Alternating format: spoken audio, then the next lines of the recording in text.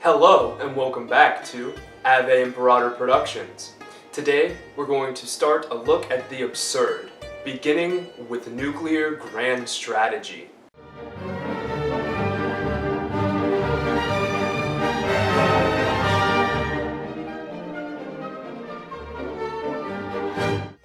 This is going to be a little bit more tight of a focus. We're going to be looking specifically at the area between 1948 and going up roughly to the Cuban Missile Crisis between the United States and NATO versus the USSR. I believe that this is a very good starting point to begin discussing the absurd, because this is something that a lot of people at least have some familiarity with, but maybe don't completely understand. And before we start talking about truly absurd concepts, beliefs, and philosophies, it's better to have something that we can easily relate to. So, without further ado, let's take a look at nuclear grand strategy. Originally, and by originally I mean 1945, when the first bombs were dropped on Japan, nukes were not quite the completely devastating and absolute weapon that they would soon become. In fact, the bomb dropped on Hiroshima did about as much damage as something like 200 normal conventional bombs being dropped from planes, and would have had a similar effect to several bombing raids over the city itself, which coincidentally is how the overwhelming majority of cities that were destroyed in World War II in Japan fell. So the beginnings of nukes were quite humble in the fact that they weren't all that different from conventional weapons, and they were extremely scarce. You could not threaten to overthrow and completely destroy an enemy, such as the USSR or the NATO forces, with the nukes at the beginning. By 1949, this position had changed, with the USSR gaining their own nuclear capabilities, and this led to an interesting sort of dilemma for the United States itself. The USSR had much larger conventional forces, and in a head-to-head combat scenario would certainly come out on top against the US and NATO. Because of this, a lot of resources and time were devoted to making a new bomb, which would completely redraw the idea of two large powers going to war, and this was the thermonuclear warhead, bombs using fusion rather than fission. And with this development, newer, bigger, faster, and smarter nuclear weapons were going to be continuing to come out and to threaten the very existence of the users and their enemies. In the 1950s, when these first thermonuclear weapons came out, and the fact that the conventional forces of the US and NATO allies would not be able to stand up to the USSR, President Eisenhower met with several of his chief strategists and came up with a plan. This plan was called massive retaliation. Massive retaliation was basically a military doctrine that any use of aggression by an enemy of the US or NATO, obviously particularly the USSR and Red China, would be met with massive retaliation, meaning explicitly thermonuclear warfare. This was meant to be a coercive action into saying, don't spread your influence, don't go and try and do anything with your superior fighting forces, because we have superior nuclear capabilities. This would last for a couple of years, but in the meantime it became dreadfully apparent that the USSR was going to soon have the same thermonuclear capabilities that the US and NATO had themselves. Because of this, there was a need to figure out a new way to wage wars. With World War II a very fresh memory, both sides were willing and considerate of the concept of moving large amounts of forces and engaging in a full-scale war. They had lots of experience in what worked and what didn't with the current weapons, but the one question that loomed over everything was, how do you prosecute a war when both sides have thermonuclear weapons?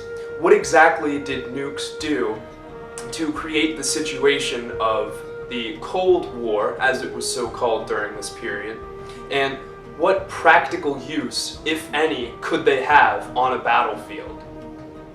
This led to an uprising of civilian groups who were more theoreticians rather than conventional warfare experts, and they would coalesce into groups to form different ways of thinking about a war that would never happen.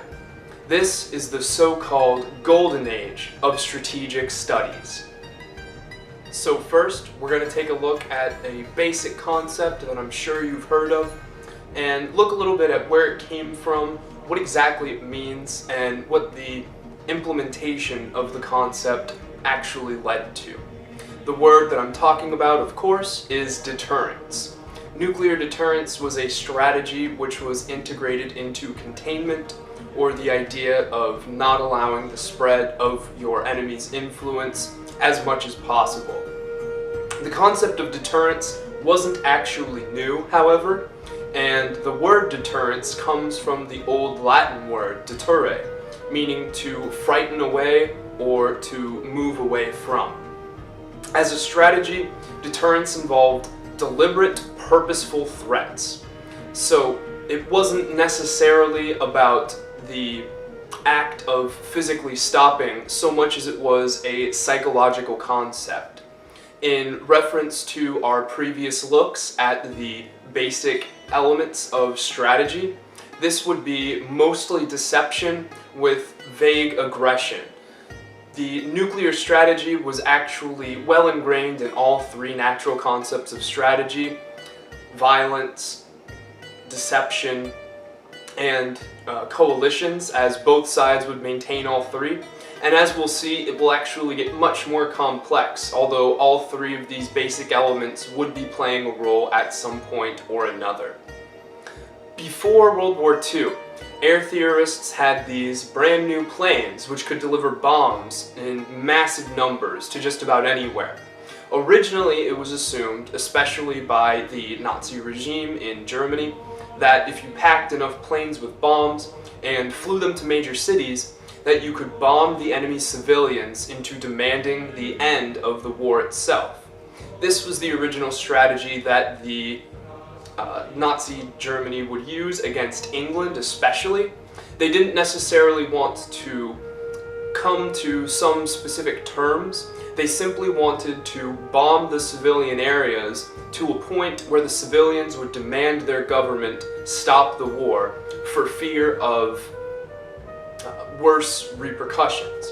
It was assumed that once the bombing raids had started, the civilians would begin to uprise and to act in anarchic ways. They would make demands. They would desperately want everything to stop. This is not what actually happened, though. As the bombing raids continued, especially in London, it actually made the civilian population more hardened, and it made them much more distasteful of the enemy and more willing to do what they needed to do to end the war on favorable terms for their country.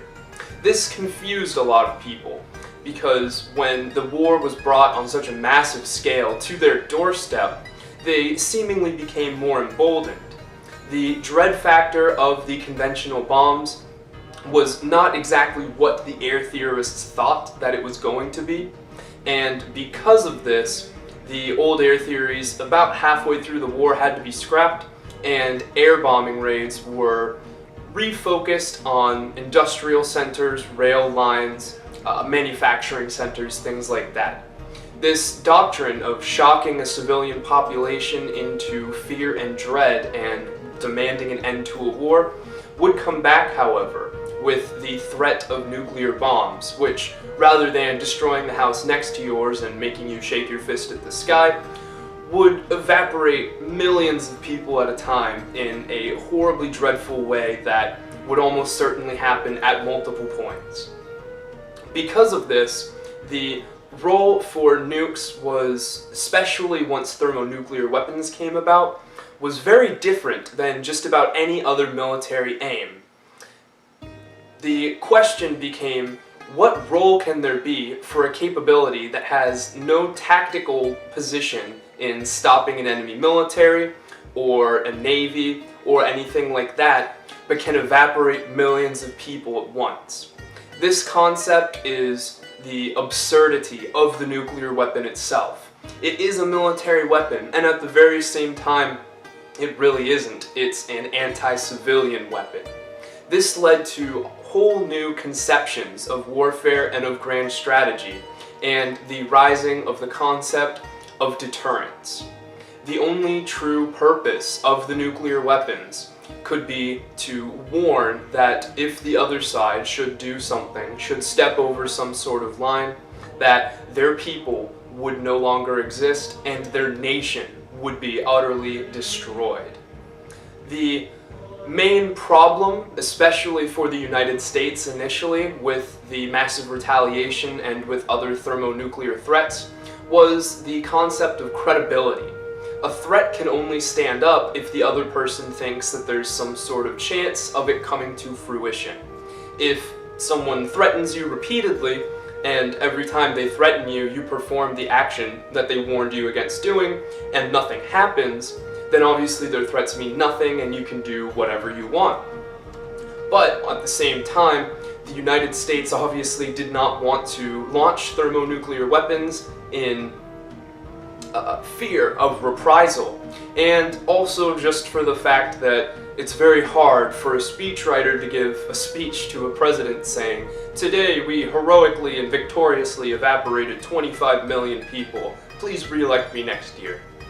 So there was a very split edge on how exactly nukes could work, what the concept of deterrence was, and how to follow up with credibility through these threats.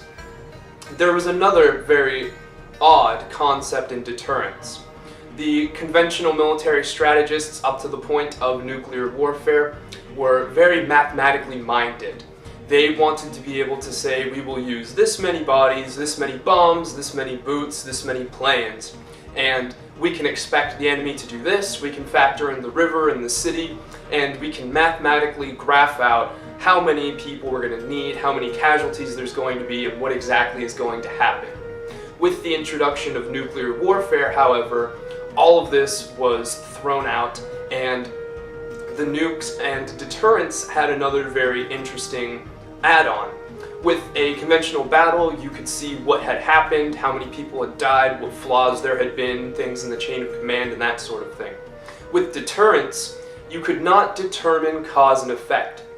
You couldn't determine if your effective use of deterrence had stopped your opponent from committing an act, or if they had simply chosen not to commit the act for using their resources somewhere else. This led to a very odd situation where, even though deterrence became the primary factor in the nuclear arms race and in the potential war between these two great powers, it could never really be told what was effective deterrence, what had been an effective deterrent, and whether or not a threat had been taken realistically or as a bluff. This seeping in of the irrational through the nuclear bomb into war, which was believed to become something that was very mathematical and rational, was emblematic of the society and the ideologies and philosophies which were actually uprising at this time, which held that there wasn't actually any sort of perfect order, and absurdity, chance, and randomness would intrude into any system. It was very interesting that nuclear weapons and these grand nuclear strategies introducing the concept of absurdity arose around the same time as absurdist philosophy, writing, existential ideas, and different things like that. But there's two main concepts of deterrence, and we're going to go over them real quickly, and then we'll take a little look at what exactly they mean later on. So first we'll go with the more simple one, which is deterrence by denial. Deterrence by denial is very succinct. In order to deter through denial, you make sure that you have enough weapons, people, anything like that on the ground to deter the enemy from doing anything. Deterrence by denial was especially practiced by US and NATO in Europe to deter the USSR from invading. There were missiles, there were bombs, planes, tanks, men. It would not be simple, it would not be easy, and because of the horror of World War II and World War I happening so freshly, no one really wanted to go have a full-on slugfest through Europe again, knowing that this time it would be even worse and the death would be on a much grander scale. So effectively, deterrence by denial is making sure that you have bulked up defenses to deter a direct attack or any form of wanton aggression. Then on the other hand, we have deterrence by punishment. Deterrence by punishment is a little bit different. It's once an aggressive act or a perceived aggressive act is either underway, about to be, or planned for the future, imposing costs on the aggression directly. This was the concept that was less understood and would become much more hotly debated throughout the military colleges, the private organizations like the Rand Corporation, which we'll talk about a little bit in a minute, and the social scientists and others who were determined to figure this out. Because what did it mean to actively impose costs against aggression? Sure, there's the obvious one. You could nuke the hell out of anyone who decides to perform any kind of aggressive act. The only problem with that is then they can nuke you back, and then you're in this position where you immediately escalated to the most damaging concept at the first thought. So deterrence by punishment was the idea that needed to be fleshed out, and concepts that we still use today to deter aggression, such as sanctions, imposing different kinds of restrictions on trading, getting allies to roundly condemn and impose similar measures against an opponent, would all come to the forefront as different people were scrambling to come up with a concept of how to take deterrence and these horrific, absurd weapons and use them in a way that would actually make everybody a little bit safer. Thank you very much for watching. I hope that you enjoyed. We're going to have one more part looking at the absurdity of nuclear weapons, and I'm hoping to sort of illustrate a point and to get a little bit closer to reason and rationality and irrationality. This is a big point in the 20th century, and I want to take some looks at a lot more concepts in the 20th century and kind of try and flesh them out. So this is sort of a jumping off point. I hope that you enjoyed. If you did, make sure to leave a like. If you want to see more content like this or the next part, make sure to subscribe. But until next time, remember, have a brother.